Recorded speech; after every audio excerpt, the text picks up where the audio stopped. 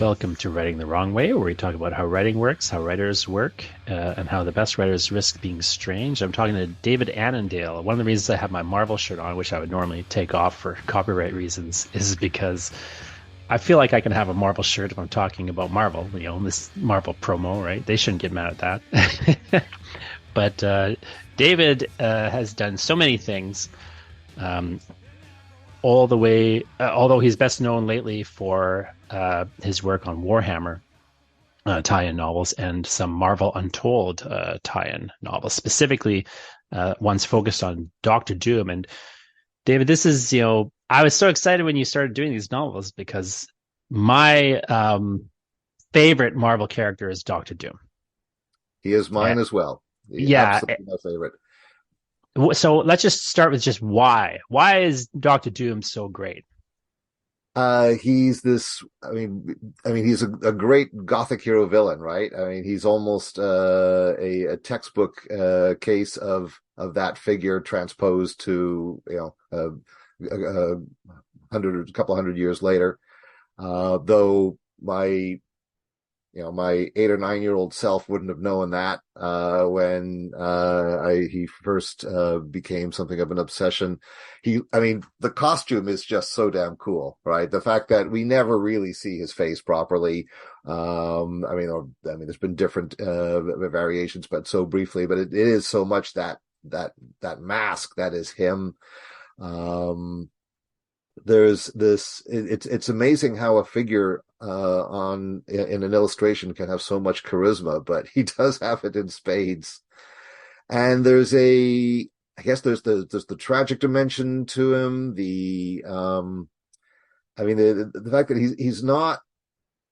he's different from some of the other villains in that there is this. I have to be careful about it. I don't know if nobility is the word that I want to use there, right? But there is a sense of a larger purpose and commitment that goes beyond the megalomania. If that makes sense. Sure. Yeah, he is also, of course, literally nobility in that he's Well, yes, royalty. yeah, But I see what you're saying. Like there is a level at which he has that great aspect that many villains have, at least many great, comic book villains have, where there's a level at which what he's doing makes sense from his perspective, and you could even argue is right from his perspective. You can see the influence of a historical figure like Dracula and how this character has kind of developed. right. Dracula, a figure who's reviled outside of Wallachia at the time, and inside of Wallachia was perhaps also reviled on some level, but at least, there is a historical case to be made for him being a good ruler in certain respects. And not in other respects, but in certain respects, like there's a Yeah. level of um, uh, and Doom similarly, like one of the things that's in the comic is though, although he's feared within Latveria, he is very much on a certain level a beloved figure inside of the country. Yeah. For some of the Yeah. same reasons that Dracula would have been historically, that he reinstated the power of that royalty as an institution, and so on and so forth. Yeah. But that sort of doubleness of like Doom, where his perspective on him is different, in the United States versus inside of Latveria, I think is an interesting thing that kind of eventually makes its way into the comics, and a lot of more modern authors often play off of that kind of Yeah. doubled point of view. He does, and one of my favorite moments of Doom in the comics is his encounter with Dracula, and which where he is, basically telling Dracula that he wants nothing to do with him. He's completely disgusted by Dracula's Islamophobia, and simply whatever you're up to, I'm not interested. So yeah, there's, but I think coming back to your point about the duality, that yes, he is literally nobility, but it's a nobility that it's a line that he created from nothing, right? There was an aristocratic line in Latveria which he has overthrown, and he's coming from the from a Romany background, he's one of the oppressed minority that has now seized power. And one of the things I've certainly had fun with in the books is looking at what the remnants of the previous Latvian nobility, what their status is vis-a-vis Doom. And he also just has that tragic dimension in the sense of what of Well, his mother. his mother, which is of Yeah, course where you focus on this in the plot of your first. It is the first one, the harrowing of Doom. right.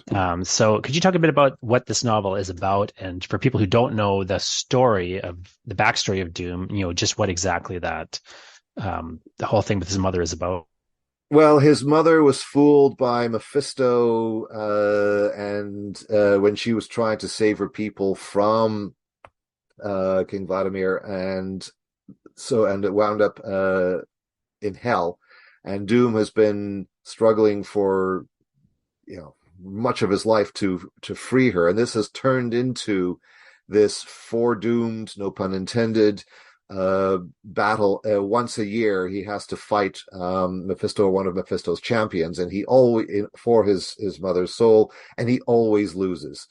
And so in the harrowing of Doom, he sets out to try to change the rules of the game, to tackle hell on his own terms rather than hell's, and to free his mother that way. And this is happening at the same time as Prince Fortunov, who would have been the heir to the throne, is staging another one of his attempts to overthrow Doom. So things get complicated.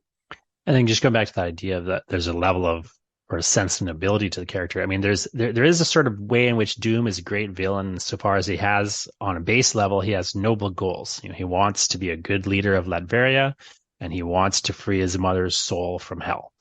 But at the same time, like the methods that he's employing to Yeah, do this, and what it really, and like what he's willing to sacrifice, even in terms of his own populace, to accomplish these goals of increasing, overall their greatness and his point of view. Like part of what makes it so, part of his goals is just almost a like total control, right? In terms of his methods, I suppose. So there's this great like kind of villainous aspect, even that's tied in with his sort of more noble goals, I suppose you say. But the other great thing about Doom as a character, I find, is just he has this. He's also a tragic character in the sense of having the tragic flaw of yeah, excessive pride right. in his own abilities, which is almost always his downfall Yeah, on some yeah. level. He's his own worst enemy over and over again. That he can't. I mean he's very good at snatching defeat from the jaws of victory. Uh, Yeah, and there's then this aspect of Doom where I mean you see it not every time in the comics and so on, but there's often this idea present in a lot of the comics where what to defeat Doom, they almost have to turn him against himself on a certain yeah, level. He's very similar to Thanos in that way. Like only if there's a level at which he defeats himself can he be defeated. yeah, yeah. No, that's I think that's definitely true, and it is that pride that that does it. Or I mean, we were talking a bit about this off mic, but it can also be um his in many ways self-imposed rivalry with Reed Richards, and therefore which can lead to a second guessing of himself, right? Where even if he is doing it right, he'll or has the right idea about something, he'll second guess himself and again defeat himself that way. Yeah, for people listening, what David's referring to is specifically is we were talking about the comic book series of Doom that came out not too long ago, where Christopher Cantwell was the writer on this run of Doom. And there's an amazing scene in that run where Doom has this like perfect plan, and then Reed Richards makes some offhand comment, and Doom starts, questioning his perfect plan. He gets angry at Richards and like starts questioning his plan. He kind of goes down this rabbit hole. Well, wait a second, did I actually check it all? And of course, he was right in the first place. He should have just gone with his original plan, but he kind of let Richards get into his head, and it all starts to fall apart for him, very quickly, but only because of his own questioning of himself. If he had just stuck with his instincts of overconfidence, he would have been fine. And so often so Cantwell, I think, really perfectly captured that aspect of his doom in a really brilliant, concise scene there. And we were just kind of talking also a little bit about that Cantwell series. I really was admiring that Cantwell run, David, because of a couple of reasons. But one is just like any attempt to get Doom working and having his own series that sustains. I'll vote for it. Although that series didn't last as long as I had hoped. But I'm curious to know, like, and how that series maybe had any impact on your thinking about how to approach Doom. The first issue had an enormous impact. I didn't have the opportunity to read past the first issue before I wrote before I was launched into the book, the series. But the first issue came out just around the time that I had pitched writing about Doom to Aconite. So it all felt kind of, like there was something in the stars, as it were.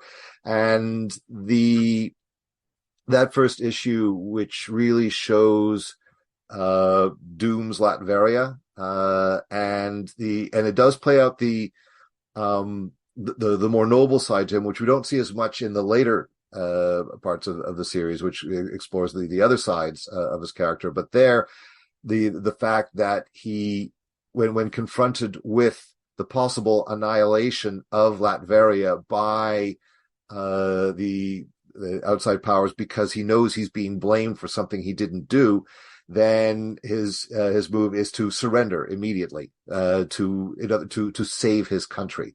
And the fact that he is, when his right hand woman asks whether he did do the thing that he's accused of, and he's quite horrified that she would even have to ask that question, that he would have done that thing. So that, and just the glimpses we had of the world there, was absolutely formative in how I was putting together the Doom and the Latveria of the Harrowing of Doom.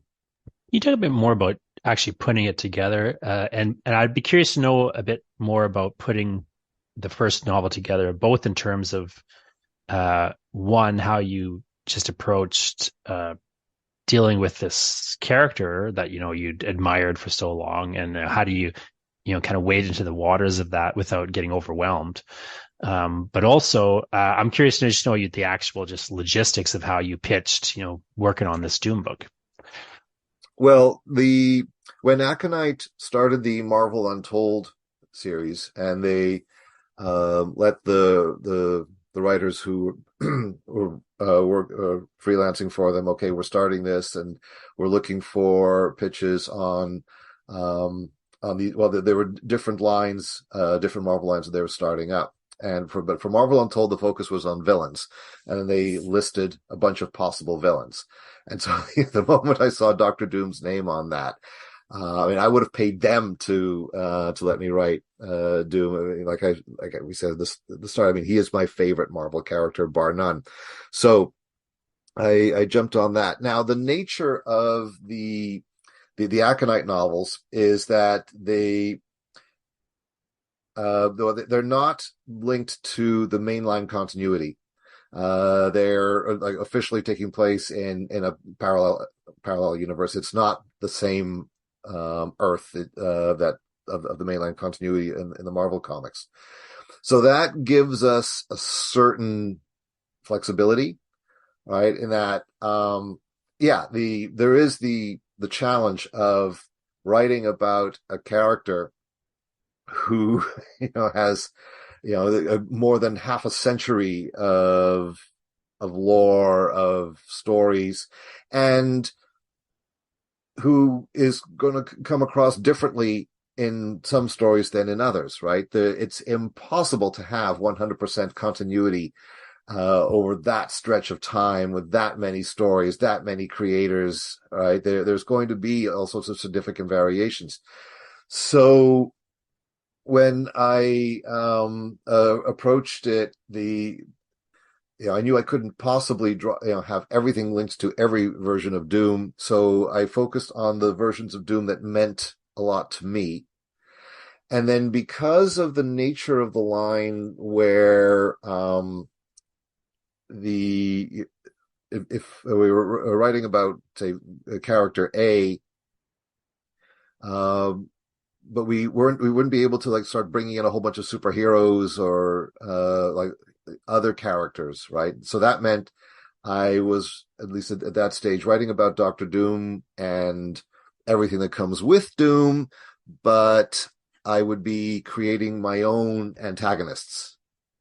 And so it made sense and it's what I wanted to do anyway, to have him set in Latveria because he's such a contextual villain in a way, right? Like you were saying right from the start, the Doctor Doom that is encountered in the streets of Manhattan is going to be perceived and experienced differently from the Doctor Doom who rules Latveria.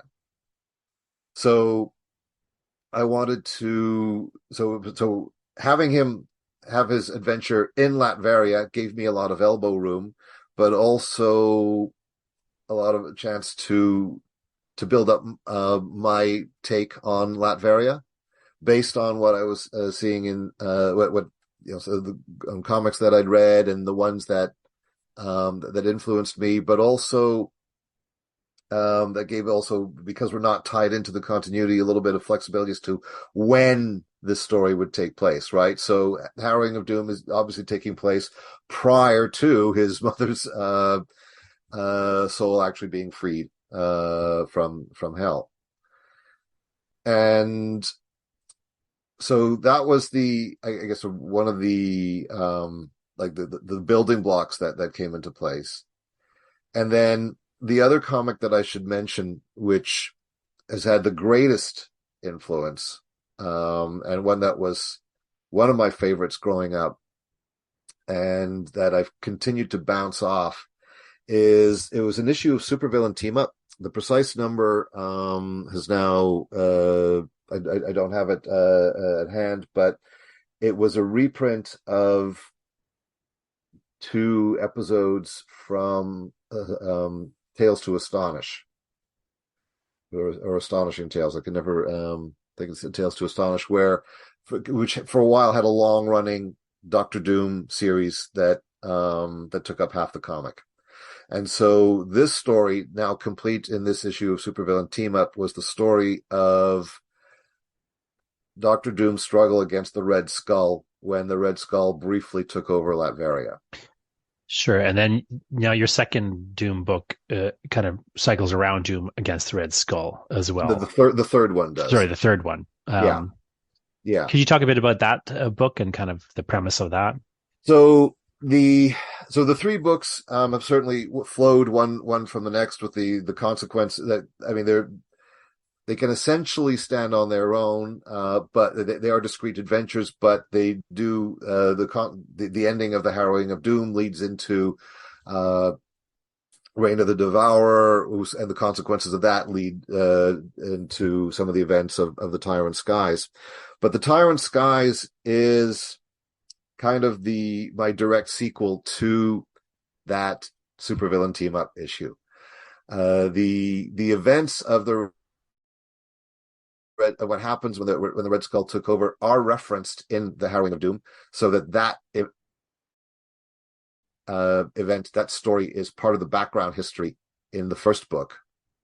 And the Tyrant Skies is the Red Skull coming back for round 2. Well, I mean, they've had more rounds than that, but mounting a very, very massive and concerted assault on Latveria and on Doom. So it's I mean, it's very much at this time it's personal thing. And this was another bit of serendipity, because after I had pitched Reign of the Devourer, and the kind of, and there again, I created my own antagonists, these kind of vampire adjacent creatures called the Orvalak. Uh, After that had been greenlit by Marvel, they also just mentioned in passing for the third book, if I wanted to use another character such as the Red Skull, that would be great. So that I just felt like, okay, this is wonderful, all these pieces falling into place, because Doom against the Red Skull, I mean, that's a really rich Yeah. battle, because I mean, there we have the completely irredeemable villain, right? The one that is absolutely despicable at every level. And so we get, I mean, that certainly that turns Doom very much into the protagonist when we have the struggles between those two. What's also great about that pairing is, in many ways, the Red Skull is a is exactly the kind of person others think Doom is, but and Doom would not want to see himself as. So Right. there's almost a noirish kind of level of like concern on the protagonist's part, potentially of like, you know, is this my dark mirror um, that I'm looking into? Like I could see that, thematic idea really being implicated in there.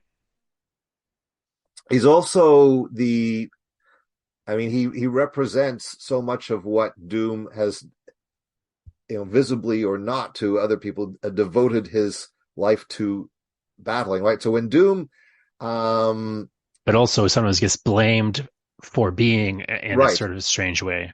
he does. But I mean, to come back to something you said earlier, how he honestly believes that he's doing the right thing. I mean, he believes that that the world needs saving, and the only way it can be saved is with him in total control, right? Which doesn't work out so well for other people. But that is an honestly held belief, and one of the things that he needs to save the world from is the Red Skull and what he represents, right? Because that ideology was what he and his family, when he was younger, were on the receiving end of, under the previous regime in Latveria. Yeah, it's a so when you talk about kind of Marvel suggesting this, to what degree does Marvel proper have sort of oversight or connection to Marvel Untold? Well, And the way what's the the editorship kind of like? yeah, What's your interaction look like? well, the bulk of the editing happens with my editor with Aconite. So I mean, the first I pitch the story to Aconite. We go back and forth there. Then once we're that pitch is looking good, then that goes to Marvel, who check it over, make any additional suggestions before greenlighting it. Then the so at that stage, it consists of an outline essentially. Then I write the book, go through the usual editorial process with it through Aconite, and then once that's finished, final draft is in, then that goes to Marvel for one more uh, editorial pass through, and the I've certainly had an enormous degree of creative freedom from Marvel. The editorial notes have all been very good, but also very very light. I mean, I think the on the Tyrant Skies, it took me about it took me about an hour to go through the edits that we got from Marvel. So I've certainly found it a very congenial relationship. The some of there was some guidance, about certain things to, I think, very very helpful ones to watch for, in not just in terms of the characters, but of like keeping Doctor Doom right, but in the representations of characters, um and so on. I mean, there was one note that the only, in some ways, the only directive which that I got was after the first book, and I was pitching the second one. I received word from Marvel that the two characters that I had created in the first book, to make sure that I did not do anything bad to them in the subsequent book, and I that was the last thing I wanted to do anyway. I so no, I was I had their best intention, their best interest at heart from the start. So it was actually kind of neat to get that instruction about characters that I had invented. Don't don't kill them off, don't do anything terrible to them, which was really nice. I'm assuming in a book where the exact fitting into a continuity isn't the concern, that their editorship would be primarily interested in, like, is Doom's voice coming through? Is that character the Yeah, hit right? Is that so? That's sort of the thrust of that. there would be some of that certainly in at both stages. And I mean, it was very reassuring that there didn't seem to be much course correction needed. In fact, it was a lot of the suggestions would be again just helping certain aspects of the book work even better, bearing in mind this characteristic of Doom. And so both the novel and the presentation of the character, I think, benefited from that. So there was certainly, yes, it was less. I mean, there were some. I mean, it's not like we're ignoring the continuity. All right. It's just there's a little bit of flexibility. So there's there's something I don't want to go into spoilers about, but there was something that happens in the comics, and I wanted to take things in a different direction, and so I asked, can I do that? Maybe even referencing quite explicitly making it clear that this is happening in a different parallel universe. Uh, and so opening up a little bit of a gap between this Doom and that Doom. Uh, and they said yes. Creating, as long as I kept things a little bit ambiguous, but that was something that was I really appreciated. It was quite important to how I wanted the book to come out, and so I'm very grateful that they gave me that latitude. Now, in terms of your overall publishing history, you kind of, in terms of book publishing, you sort of start with this thriller series that you're doing, independently. You're publishing with the publisher, but like it's your thriller series, Yeah, yeah, which is relatively speaking grounded in like the real world. You later kind of get a horror novel off, sort of with some of the case a connection to that world, where you bring in the supernatural element. You do a lot of work with Warhammer, tie-in novels, where Warhammer is very much a science fiction, but it has a real supernatural combination. So you've got this great, what I feel like you've got almost a perfect background for Doom, because Doom is so much about science and sorcery together. right. And so, I mean, you sort of lean more to the horror genre and more to the supernatural in many respects as a writer, but which is to me again like the kind of more interesting side of Doom to, like, just personally, the kind of more horror tinge. I mean, he's literally like dealing with hell in the Yeah, first book here, and then Reign the Devourer, we have these vampiric creatures, never mind how horrific the Red Skull is as a figure. So I'm curious to just know a little bit about your. I know you also did a PhD where your thesis was on horror, and I'm curious to know just a little bit about your kind of thoughts on the genre of horror and how you kind of bring it in or don't bring it in. Like how far you let yourself go down the horror path when you're dealing with tie-in material that isn't Yeah. necessarily in that genre fully and explicitly.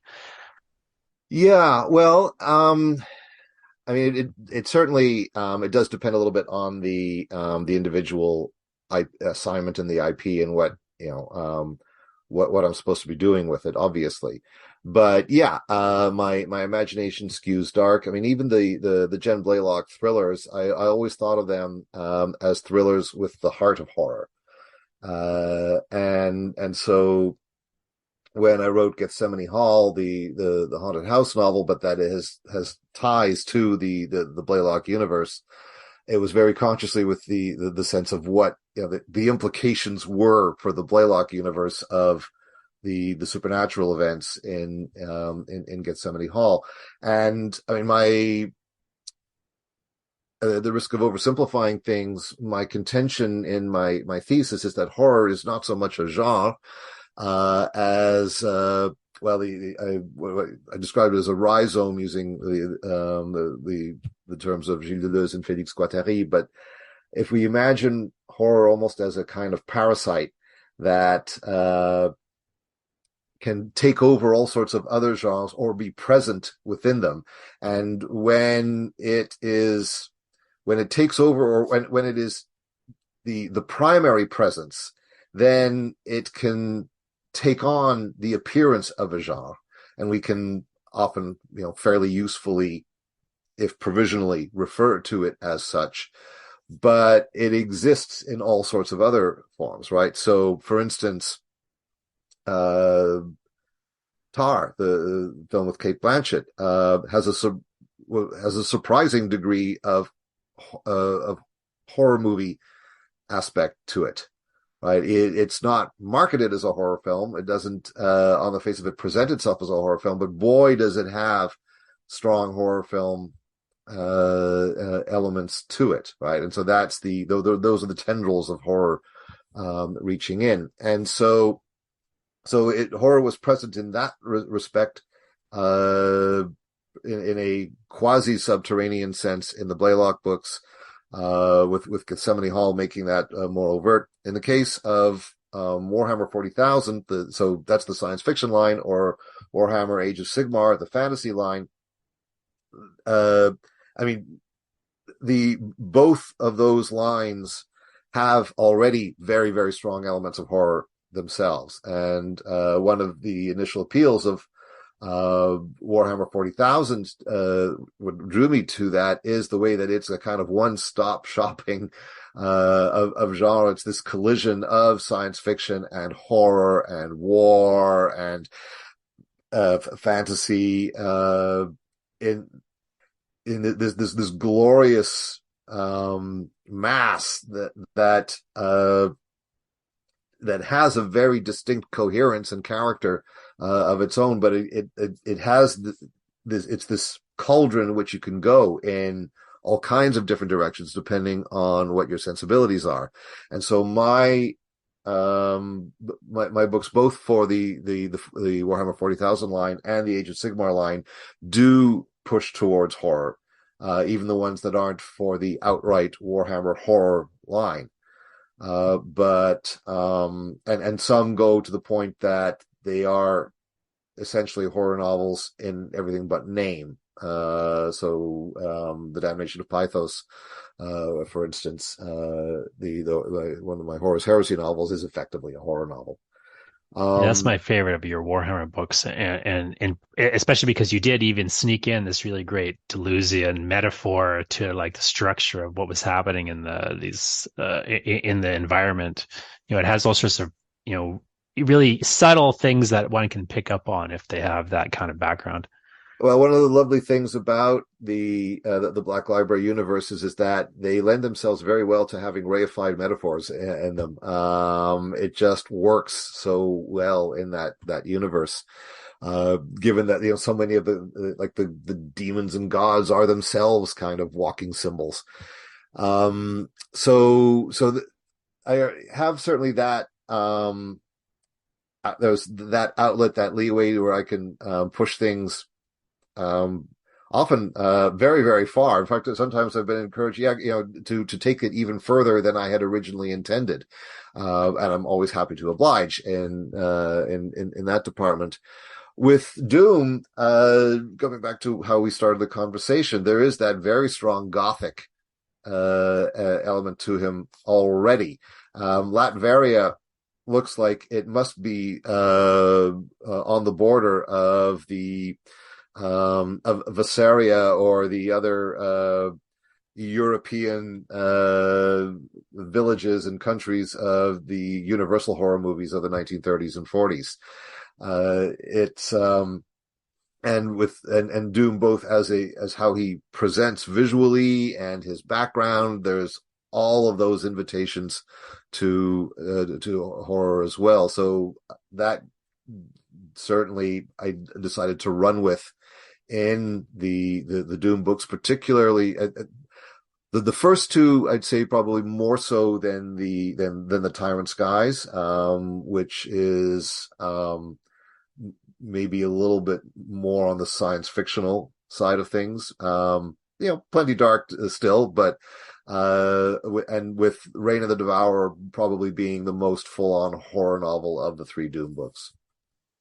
Now, in just practical writerly terms, one of the things that is interesting about you and your career, I think, is just how startlingly productive you've been over the last, little while. I think you're by the same author, I counted 33 books, and that was before you put out some other ones. That's just looking at this book.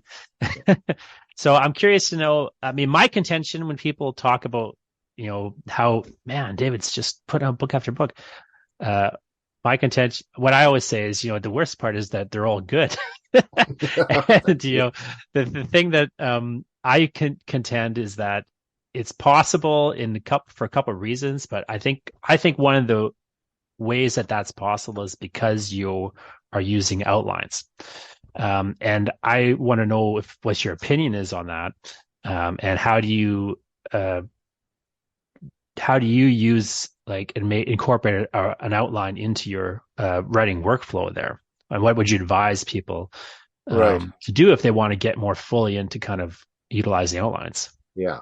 Or is that So just a false front and that's just something you're no, doing it's because they asked you to do it? yeah. Well, I mean, the outlining is a necessary process of tie-in writing, because that you go through the pitch, you expand the pitch, then you turn the pitch into a full chapter breakdown, and that's just part of the process. So it has to be done. But for me, that isn't a hardship, because that's how I would be writing the book anyway. Now, I mean, I need to preface this, of course, by I mean, on the one hand, I feel like a kind of evangelist for outlines because of the way I came to doing them. But I also know that this doesn't work for everyone, right? That everybody has to find what works for them as a way of writing. There is no one prescriptive way of doing that. And what your creative process, the right creative process for you, is the one that allows you to create. So having said that, I used to be very resistant to the idea of outlines. I imagined them as being creative straitjackets, and just the idea of doing them just seemed like an awful bit of work. And so the first three, got this right? No, the first four novel length manuscripts that I wrote, I did without the benefit of an outline. And I thought this was the way I wanted to do it. Now, the fourth of those books, the first one that I actually sold, Crownfire, I began to see the error of my ways towards the later stages of the book. It's the first time I'd written a thriller, and I had a lot of characters. I had all these plot threads that I was juggling, and it was becoming more and more difficult to keep everything straight in my head. And when I finally got to the climax of the book, where everything was coming together, I was starting to, I was having to outline things, sort of sketch out the chapters ahead for myself, so I knew where I was going. So I was already starting that process. Now, when Crownfire went through the editorial process, it wound up losing fully 1/3 of its length. I wound up cutting 50,000 words out of that book, and they had to go. It needed to be cut. Now, some of this is certainly, first time published author process, right? It's part of the learning curve. But for the second Blaylock book, Cornucopia, there I did a full outline, and the following the process that Sid Fields, but just want to make sure it was Sid Field or Sid Fields, Sid Field, I Sid think. Field, yeah. Yeah, Sid Field. What he outlines in the screenwriter's workbook. And it was actually my friend Stephen George who, I think, who first mentioned that to me, and then my friend Dave Clark.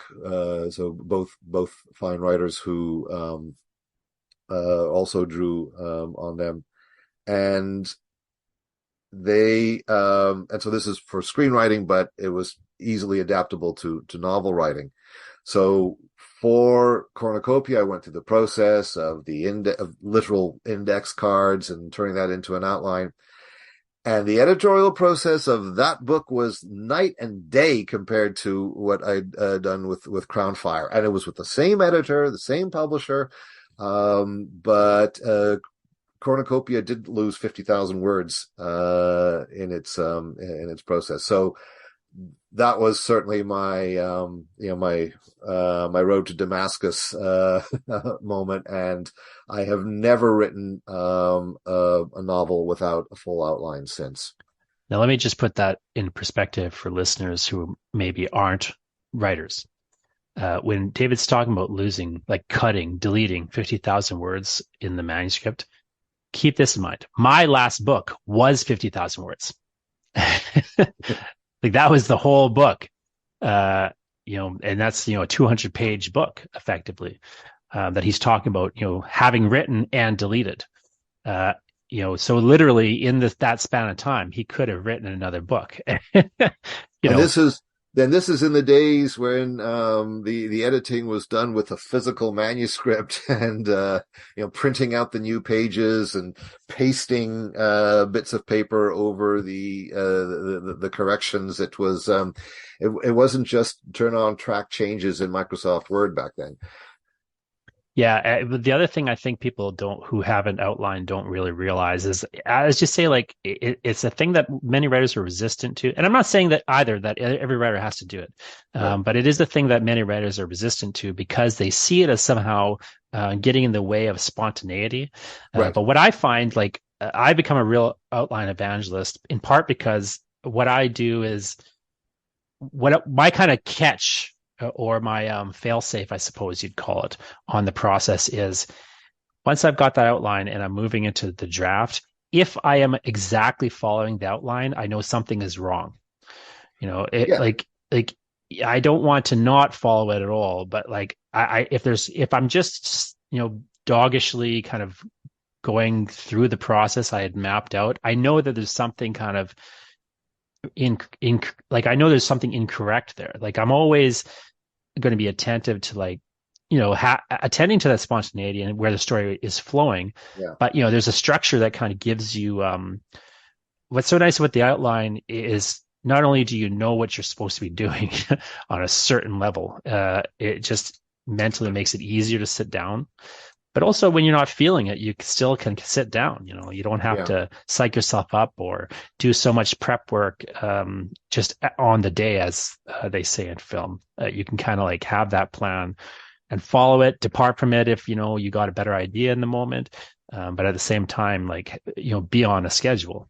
Yeah, I mean it's a roadmap, and it doesn't mean that it's that you're not going to take byways or find a different route. And I mean, I've certainly run into things where it's like, who thought this was a good idea, and like, hey, past me, couldn't you have fleshed this out a little bit more? Or I realize that these chapters now have to combine, or all this stuff doesn't work. I mean, yeah, you're going to make changes, but it is also, like you said, you know where you're going. right? I mean, I've never run into writer's block um, uh, on any novel since I've started outlining, because I always know where the next what the next chapter is going to be. And so what I do now also is every chapter before I begin it, I do another kind of outline. I just break the chapter down into beats. So I have that guiding me through the next step of the novel. The other thing you can do, maybe you don't do this, but the other thing you can do is you can write non-linearly. So like you can all of a Yeah, sudden, if you're stuck on chapter 3, you can start writing chapter 5. Or if yeah, you feel like writing chapter 7, you can jump to that. You know, yeah, if you're not feeling it today, but there's an exciting thing coming up, you can jump in there. Like it gives you a flexibility to operate non-linearly, which some people don't like doing, and there's reasons maybe not to do it. But it really frees you up from getting blocked. And as you say, like it just becomes harder to be blocked on a certain level because you just have options that you didn't have before. yeah. Where if you're just plotting ahead one word after the other, I mean that's fine and people can make it work. But once you get stuck, it's nice to have these different routes, these different byways, as you say. Yeah. Yeah, and it's I mean I do know that, I mean there are people for whom this doesn't work at all. And I mean I do remember enjoying a lot of the writing process that I used to do. And I understand people who for whom this is the way to do it, right? That it is very much the writing the book is a process of exploration, that they don't know where it's going to go, and that's the joy. And I mean that for me, again, that side of things I've never been able to do, because even when I didn't, except for I go way, back to my early adolescence, but I've almost always known where the book was going to end, and so there was something that I was moving towards. But but there are other people for whom it's important that they don't know the ending before they begin, right? That doing so would interfere with the method of exploration. So I get it, and more power to them if this is the right thing for them. It doesn't work for me. I need to know what the ending is going to be. I need to know how I'm going to get there, and so that I have that structure that I can change if I want to, but that is there for me. And I know what the book is going to be. Now, again, for the tie-in work, it's I have to do it. It's not a choice, but that is very congenial to the way that the writing process works best for me, anyway. Before I let you go, can you tell me what you would advise writers who want to break into tie-in writing, how they would approach that? Um, well, I think the usual tips for writing, apply just the care of the craft, read as widely as possible. Um, just polish your craft as much as possible. Now, for tie-in fiction, um, it can be. It depends on the IP as to the trick, of course, is breaking in, right? Now, so that for a lot of them, I wouldn't even know what the best approach is. In the case of Black Library, what they sometimes it's once a year, sometimes it takes it goes for a little bit longer, but they very regularly have open submissions, right? They'll announce they're looking for certain kinds of stories for a certain anthology or a certain theme, and it is open to whoever wants to send in a story. And that's how I got in. And I've seen some other some people that I knew as fans that I met at Black Library Weekenders, who have subsequently moved from fan to freelancer, again through the same process. So it depends on the obviously on the publisher, but at least there is a periodic opening up to whoever wants to try to write a story. And so write the best story obviously that you can, and make sure that you you know and love the IP that you're trying to break into. But I would say the biggest thing though is to make sure that the craft is there. Um, your deep background knowledge on something can certainly come in handy afterwards, but what they need to know is that you can write a good story. Well, thanks so much for talking to me, David. And David's new book is The Tyrant Skies, which is the one that has Red Skull as the antagonist. So this should be out by the time you hear this. So make sure everyone goes checks that out. But David also has, at least my last count, 35 other books that you can check out as well. Where's the best place to find you and your stuff online, David? My website at davidannandale.com, and probably socially I'm most active now on Mastodon, where you can find me at David Annandale. I'll have to double check that, and you can have the correct one in the show notes. Absolutely. Well, thanks again for talking to me. Keep up the good work and keep writing the wrong way.